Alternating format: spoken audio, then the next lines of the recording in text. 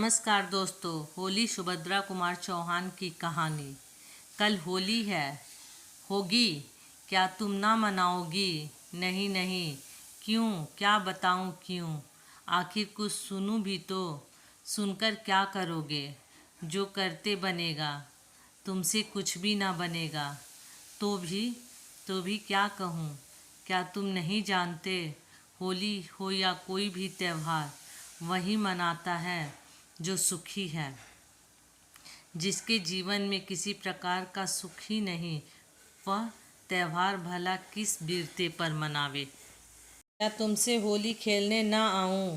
क्या करोगे आकर? शकुरा दृष्टि से करुणा की ओर देखते हुए नरेश साइकिल उठाकर घर चल दिया। करुणा अपने घर के कामकाज में लग गई। नरेश के जाने के आधे घंटे बाद ही करुणा के पति जगत प्रसाद ने घर में प्रवेश किया। उनकी आंखें लाल थी, मुंह से तेज शराब की बू आ रही थी।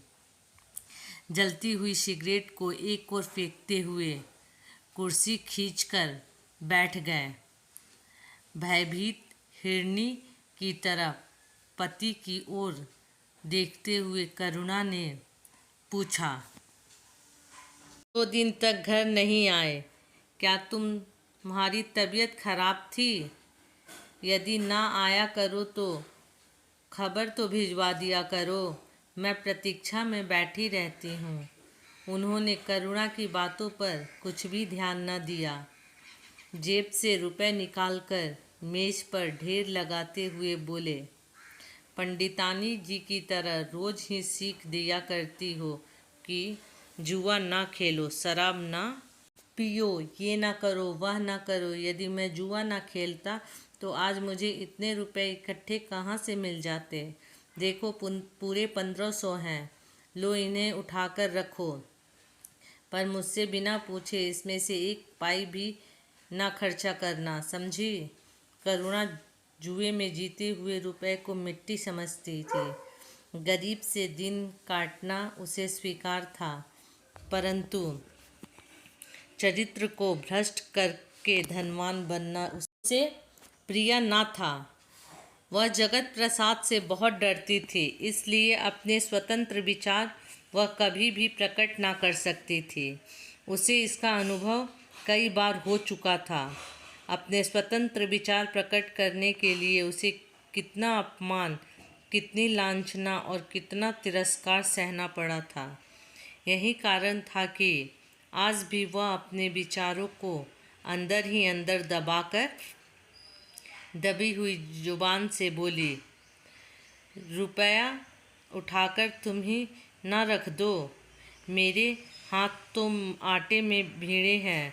करुणा की इस इनकार से जगत क्रोध से तिलमिला उठे और कड़ी आवाज से पूछा, क्या कहा? करुणा कुछ ना बोली, नीची नजर किए हुए आटा सानती रही। इस चुप्पी से जगत प्रसाद का पारा 110 डिग्री पर पहुंच गया। क्रोध के आवेश में रुपए उठाकर उन्होंने फिर जेब में रख लिया। यह तो मैं जानता ही था कि तुम यही करोगी। मैं तो समझा था इन 2-3 दिनों में तुम्हारा दिमाग ठिकाने आ गया होगा।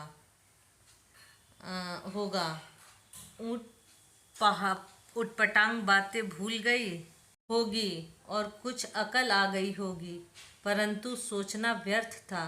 तुम्हें अपनी बुद्धिदत्ता का घमंड है, तो मुझे भी कुछ है। लो जाता हूँ, अब रहना सुख से। कहते कहते जगत प्रसाद कमरे से बाहर निकलने लगे। पीछे से दौड़कर करुणा ने उनके कोट का सिर पकड़ लिया और बिनती स्वर में बोली, रोटी तो खा लो, मैं रुपए रख लेती हूँ, क्यों नाराज होते हो? जोर के झटके के साथ कोट को छुड़ाकर जगत प्रसाद चल दिए। झटका लगने से करुणा पत्थर पर गिर पड़ी और सिर फट गया। खून की धारा बह चली और सारी जैकेट लाल हो गई। संध्या का समय था। पास ही बाबू भगवती प्रसाद जी के सामने वाली चौक से सुरीली आवाज आ रही थी, होली कैसे मनाऊं?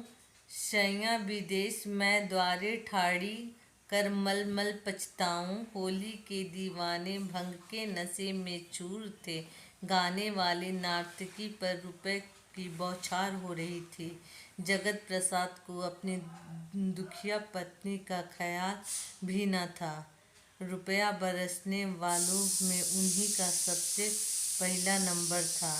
इधर करुणा भूखी प्यासी छटपटाती हुई चारपाई पर करवटें बदल रही। अभी दरवाज़ा खोलो, किसी ने बाहर से आवाज़ दी। करुणा ने कष्ट के साथ उठकर दरवाज़ा खोल दिया। देखा तो सामने रंग की पिचकारी लिए हुए नरेश खड़ा था। हाथ से पिचकारी छूटकर गिर पड़ी। उसने आश्चर्य से पूछा, भाभी यह क्या? करुणा की आंखें छलछला आईं। उसने रोंदे हुए कंठ से कहा, यही तो मेरी होली है भैया। दोस्तों, यदि मेरी कहानी अच्छी लगे तो लाइक, सब्सक्राइब, कमेंट और शेयर ज़रूर करें।